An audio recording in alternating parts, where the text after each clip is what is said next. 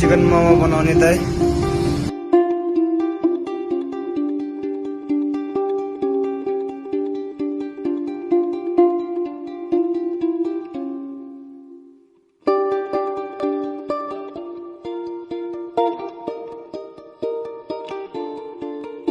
यो चाहिँ हो हाम्रो हडबिसल मोमोको लागि चिकन मोमो रेडी भइसकेको छ। अब हडबिसल मोमो बनाउन गइरहेको छु। बनाउने मान्छे चाहिँ रेडी भयो हाम्रो, काट्न गइरहेको छु अहिले चाहिँ।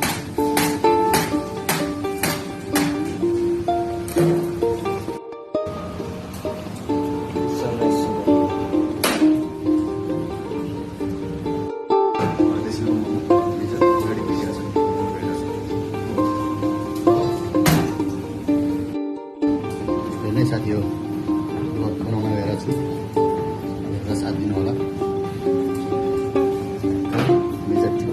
यदि हाल्ने खियापछि सजिलै छ।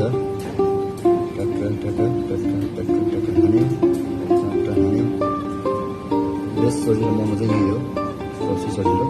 टक्क हालेर टक्क गर्ने हो, हेर्न सक्नुहुन्छ।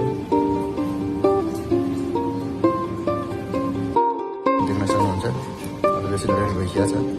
अब यसलाई अब 1-2 मिनट स्टिम गर्नेछ। अब स्टिम गरेर सजिलो हुन्छ राख्नलाई। अरू रेडी भइसकेको छ। ल दाइ मोमो रेडी भइसकेछ। एउटा खाऊ।